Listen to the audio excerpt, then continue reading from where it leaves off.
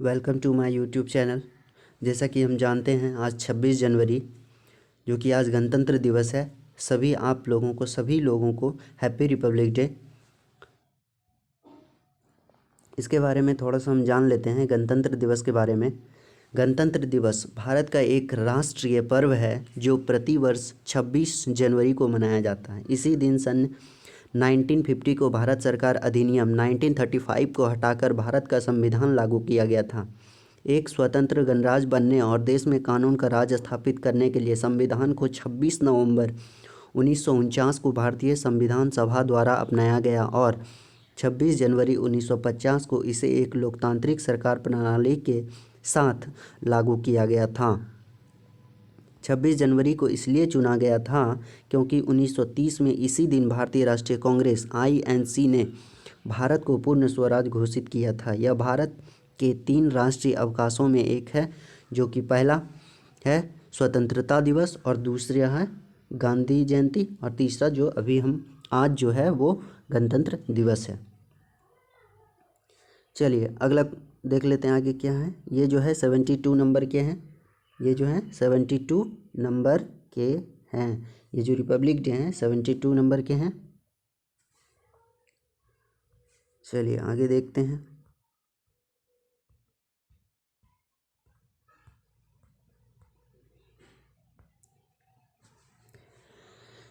जैसा कि हम जानते हैं डेली करंट अफेयर हम लोग करते हैं। तो सबसे पहला क्वेश्चन है कि recently the prime minister of Mongolia Khurelsukh Ukhnaa ने has been resigned along with his entire government. What is the capital of Mongolia? हाल ही में मंगोलिया के प्रधानमंत्री खुरलसुख उखना ने अपनी पूरी सरकार के साथ इस्तीफा दे दिया। मंगोलिया की राजधानी वो है उलान बतार। चलिए अगला प्रश्न हम देख लेते हैं। अगला प्रश्न हमारा कहता है कि Recently, Nepal Prime Minister KP Sharma Oli has been expelled from the ruling party over his decision to dissolve the parliament.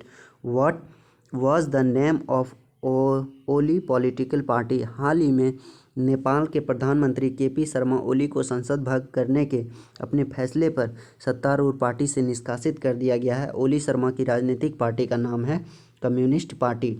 ओली शर्मा की राजनीतिक पार्टी का क्या नाम है? Communist party. चलिए अगला प्रश्न हम देख लेते हैं। अगला प्रश्न हमारा which of the following organisation has recently created a new world record by launching 143 satellite of a single rocket? निम्नलिखित में से किसने हाल ही में एक ही रॉकेट पर 143 उपग्रह को लॉन्च करने का एक नया विश्व रिकॉर्ड बनाया है जो कि स्पेस एक्स है। चलिए अगला प्रश्न हम देख लेते हैं। अगला प्रश्न हमारा क्या कहता है? In India the national voters is observed every on. Bharat में राष्ट्रीय मतदाता दिवस जो मनाया जाता है वो मनाया जाता है कब? 25 जनवरी। वो कब मनाया जाता है? 25 जनवरी 25 जनवरी। चलिए अगला प्रश्न हम देख लेते हैं। Every year January 25 is celebrated as national tourism day in India. What is the theme of national tourism day 2021? हर साल 25 जनवरी को भारत में राष्ट्रीय पर्यटन दिवस के रूप में मनाया जाता है और राष्ट्रीय पर्यटन दिवस 2021 की विषय क्या है? वो है विषय है देखो अपना देश। अगला प्रश्न हमारा क्या कहता है? For the first time इवर which of the following neighbouring country armed forces will participate in the Republic day parade? गणतंत्र दिवस की परेड में पहली बार किस पड़ोसी देश के सशस्त्र बल भाग लेंगे? वो लेंगे बांग्लादेश के सशस्त्र बल भाग लेंगे। चलिए अगला प्रश्न हम देख लेते हैं। Which of the following state या UT government provide free coaching for JEE, NEET, NDA, UPSC and other exam under अभ्योदय योजना? और निम्नलिखित में से कौन सी राज्य केंद्र शासित प्रदेश सरकार अभ्योदय के तहत JEE, NEET, NDA, UPSC और अन्य परीक्षाओं के लिए मुफ्त कोचिंग प्रदान करेगी?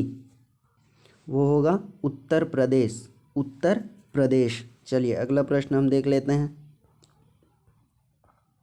विच of the following state government has launch the Udyam Sarathi app.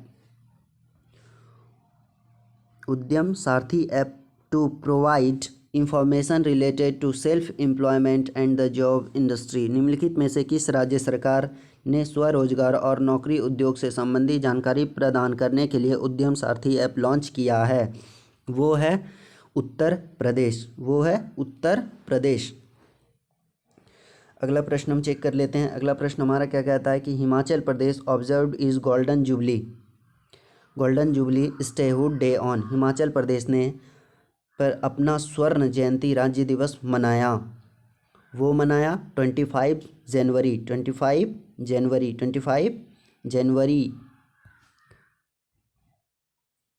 चलिए अगला प्रश्न हमारा क्या कहता है? Which of the following group will act as the knowledge partner of the Madhya Pradesh government.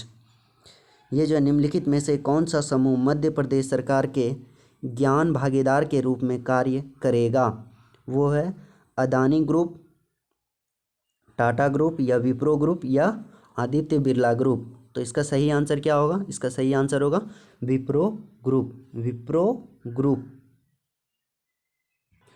चलिए कुछ समिट एंड वेन्यू की बात कर लें। तो सबसे पहला जो है G20 समिट जो है वो जो है 15th एडिशन जो हुआ था वो 2020 में जो हुआ था वो रियाद साउथ अफ्रीका में हुआ था। वही 16 एडिशन जो होगा 2021 में वो इटली में होगा G20 समिट। एंड 17th अगर यदि एडिशन की बात करें 2022 में होगा जो कि इंडोनेशिया में होगा। 18th एडिशन की बात करें तो 18th एडिशन तो 2023 में होगा जो कि इंडिया में होगा। इंडिया में कौन सा एडिशन होगा? 18th एडिशन जो कि इंडिया में होगा 2023 में, और 17th एडिशन इंडोनेशिया में, और 16th एडिशन जो है वो होगा इटली में, और 19th एडिशन की बात करें वो जो होगा ब्राज़ील में होगा जो कि 2024 में होगा। उसी तरह अगर यदि हम बात करें ब्रिक्स समिट की तो ब्रिक्स समिट जो होगा वो होगा ब्रिक्स समिट जो होगा 12th एडिशन जो हुआ था वो 2020 में रूस में हुआ था। शायद ब्रिक्स समिट नहीं हो पाया था। और जो है कि जो 13th एडिशन तो 2021 में जो होगा वो होगा इंडिया में। और अगर यदि हम G7 की बात करें, G7 ब्रिक्स समिट कहाँ होगा? ब्रिक्स समिट होगा इंडिया में 2021 में 13th एडिशन। ठीक है। अगला जब हम बात करते हैं G7 की बात करते हैं तो इसका जो 46th एडिशन जो हुआ था वो 46 एडिशन जो हुआ था यूनाइटेड स्टेट्स में हुआ था। और अगर यदि हम बात करते हैं इसके आगे 47th एडिशन जो हुआ था वो किसका? वो हुआ था G7 समिट का।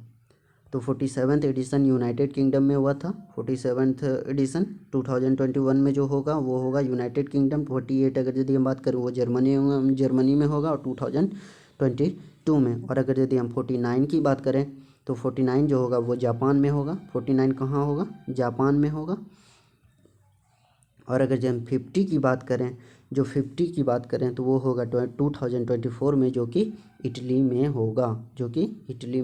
होगा। चलिए अगला हम देख लेते हैं। अगला क्या कहता है? एशियन समिट जो होगा वो होगा 36 एडिशन जो जून 2020 में हुआ था और वियतनाम में हुआ था। और अगर यदि 37 की बात करें तो वो 2020 नवंबर में वियतनाम में ही हुआ था। और अगर यदि हम बात करें 38 एडिशन जो अप्रैल या मई में होगा जो कि 2021 में ब्रूनी में होगा। ठीक है। आगे जब हम बात करते हैं 39th एडिशन जो अक्टूबर या नवंबर में होगा, अक्टूबर और नवंबर में होगा जो कि ब्रूनी में ही होगा। चलिए अगला देख लेते हैं। चलिए अब खत्म होता है। Thank you. अगर यदि कुछ सीखने और समझने के लिए मिला हो तो please like share and subscribe करें एंड कमेंट ज़रूर करें। Thank you.